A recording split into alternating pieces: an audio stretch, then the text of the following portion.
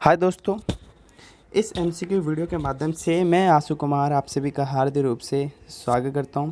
दोस्तों, जब आप किसी चैप्टर को पढ़ते हो तो उस चैप्टर को आपने भली भांति कवर किया है या नहीं, तो उसे जानने के लिए आपको एमसीक्यू क्वेश्चन को सॉल्व करना चाहिए। और इसी बात को ध्यान में रखते हुए मैं यहाँ आप सभी के लिए पहले शहरों की कहानी हड़प्पा सभ्यता से संबंधित एमसीक्यू क्वेश्चन लेकर आया हूँ। यदि आपने इसकी नोट्स वाली वीडियो नहीं देखी है तो अवश्य देखिए, उसके उपरांत आप इस वीडियो को देखें, आपको ये भली भांति समझ आएगा। तो दोस्तों आइए बिना समय गंवाए शुरू करते हैं। हड़प्पा सभ्यता की कहानी, ये पहले शहरों की कहानी हड़प्पा सभ्यता, उसके एमसीक्यू क्वेश्चन। तो फर्स्ट क्वेश्चन आपको दिख रहा होगा दोस्तों कि हड़प्पा सभ्यता का नाम का अन्य नाम है, क्या नाम है अन्य नाम। यहाँ पे ऑप्शन दिए हैं वैदिक सभ्यता, सिंधु घाटी सभ्यता, आर्य सभ्यता या उपरोक्त सभी। इसका आंसर है सी, मतलब सिंधु घाटी सभ्यता। इसे सिंधु घाटी सभ्यता इसलिए कहा जाता है क्योंकि जो ये हड़प्पा जो सभ्यता थी ये सिंधु नदी के किनारे पर बसी हुई थी, अर्थात उसके आसपास फैली हुई थी, इसलिए सिंधु घाटी से सभ्यता के नाम से भी जाना जाता है।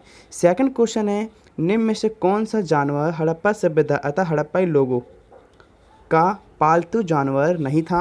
ऑप्शन में है सूअर, गाय,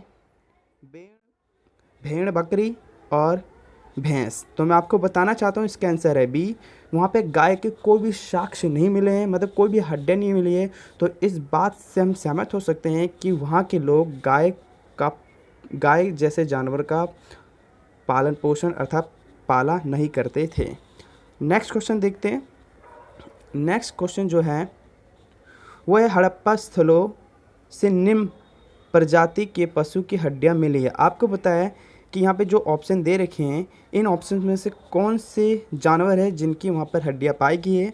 ऑप्शन है हिरण, वरह का मतलब जंगली सूअर, घड़ियाल जो पानी में रहते हैं, और उपरोक्त सभी। तो मैं आपको बताऊँ इसके आंसर है उपरोक्त सभी अर्थात डी। अगला है हड़प्पा सभ्यता से जुड़ा हरियाणा का स्थल। तो आपको पता होगा जो हरियाणा स्थल है ये भारत में है, और ये जो चार ऑप्शन दिए इनमें से एक हरियाणा में पड़ता है। तो वो कौन सा स्थान है जो हरियाणा में पड़ता है। ऑप्शन है सोरतुगई, कालीबंगन, लोथल, ये बनावली।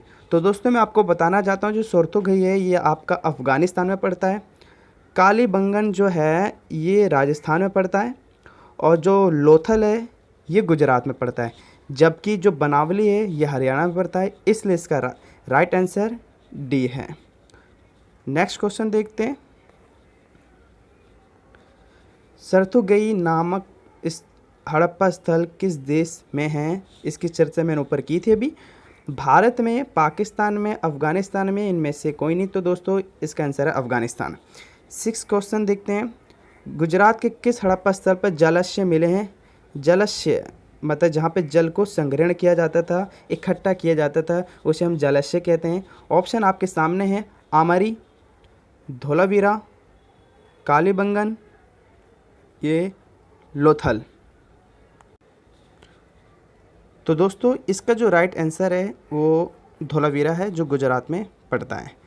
नेक्स्ट क्वेश्चन देखते हैं। सर्वप्रथम खोजा गया हड़प्पा स्थल निम्न में से कौन सा था। धोलावीरा, हड़प्पा, चनुदड़ो, ये मोहनजोदाड़ो। देखो दोस्तों धोलावीरा आपका गुजरात में, हड़प्पा, मोहनजोदड़ो और चनुदड़ो ये तीनों ही पाकिस्तान में पड़ते हैं। लेकिन इसका जो राइट आंसर है जो सर्वप्रथम जो खोजा गया वो स्थान था हड़प्पा अर्थात बी। तो इसका राइट आंसर बी है। आगे देखते हैं। आगे हैं हड़प्पा सभ्यता की सबसे अनूठी विशेषताओं में से एक था, जो सबसे अलग विशेषता थी उसकी वो क्या थी। ऑप्शन आपके सामने है पक्की सड़कें थी क्या वहाँ पे, नियोजित जल निकास प्रणाली थी, मतलब जल निकालने के जो प्रणाली बनाई गई थी वो थी। ये कच्ची ईंटों का प्रयोग वहाँ पे किया गया था नाले बनाने के लिए, घर बनाने के लिए, है ना, ये कुएँ बनाने के लिए। ये दुर्ग की दीवार थी। दुर्ग का मतलब होता है दोस्तों ऊंचाई पे बनाए गए घर। ये उनको फिर घेरा जाता था, ऊंचाई वाले क्षेत्र को घेरा जाता था दीवार से। तो दुर्ग की दीवार। तो इनमें से कौन सी अनूठी विशेषता आपको लगती है। तो दोस्तों इसका जो राइट आंसर होगा वो नियोजित जल निकास प्रणाली होगा अर्थात बी होगा। अगला क्वेश्चन है मोहनजोदड़ो में कुओं की लगभग संख्या कितनी थी? 700, 1000, 600 या 800? तो इसका राइट आंसर है 700 अर्थात ए। 10वां क्वेश्चन जो है वो ये कहता है कि विशाल स्नानागार किस हड़प्पा स्थल के दुर्ग पर मिला है?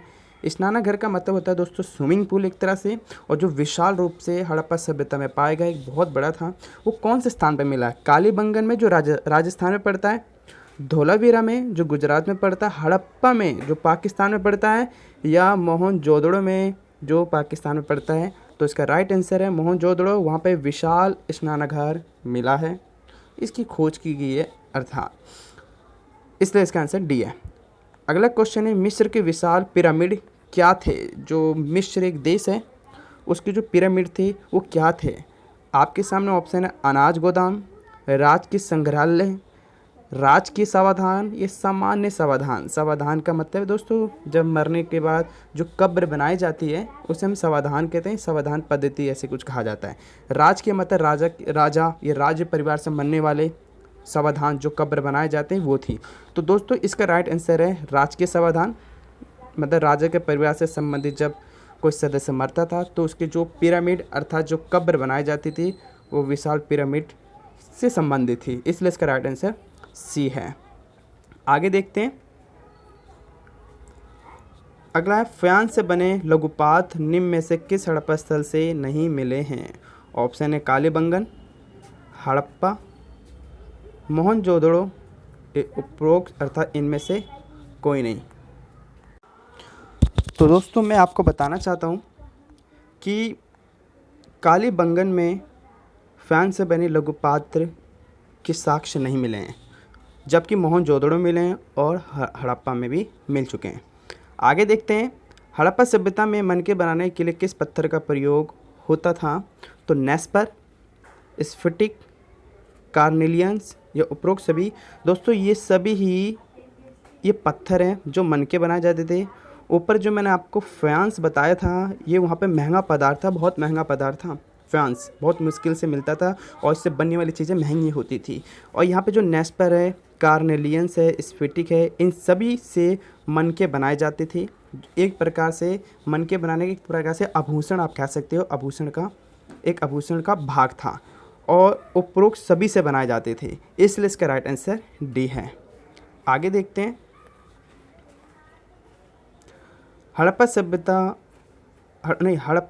निम्न हड़प्पा स्थल से मनके में छेद करने के विशेष उपकरण मिले हैं, मतलब कहाँ से मिले हैं?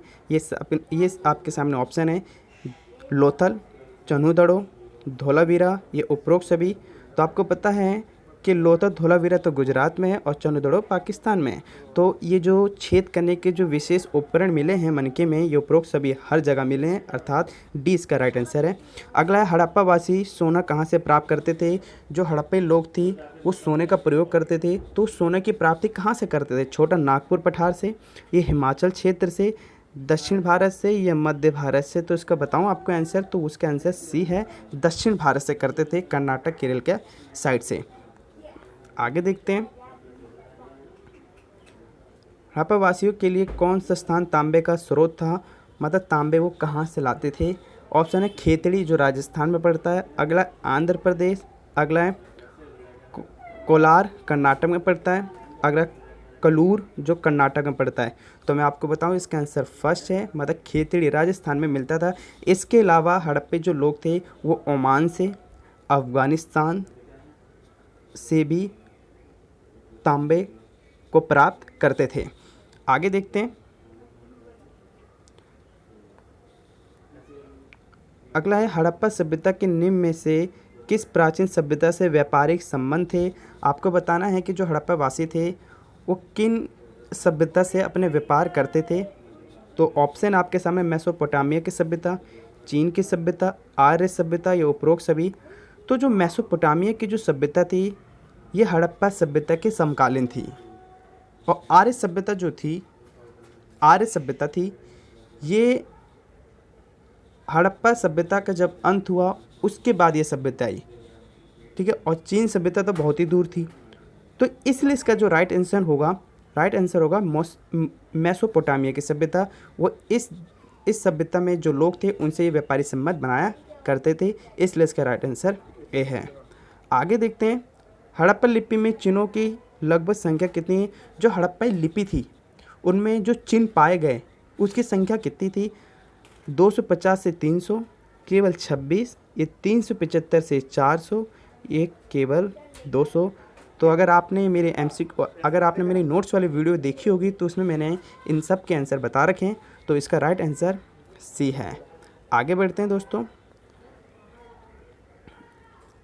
आगे हैं, हड़प्पा लिपि लिखी जाती थी दाएं से बाएं, ये बाएं से दाएं, नीचे से ऊपर, ये ऊपर से नीचे। तो मैं आपको बताऊं कि जो हड़प्पा जो लिपि थी वो ना नीचे से ऊपर लिखी जाती थी और ना ही ऊपर से नीचे लिखी जाती थी, ना ही बाएं से दाएं लिखी जाती थी, जबकि ये दाएं से बाएं लिखी जाती थी, मतलब दाएं से बाएं लिखी जाती थी, इसलिए इसका राइट आंसर ए है। आगे देखते हैं, हड़प्पा सभ्यता के बाटों का आकार कैसा था। वहाँ पे जो वस्तु को तोलने के लिए जो बाट बनाए गए थे उनका आकार कैसा था।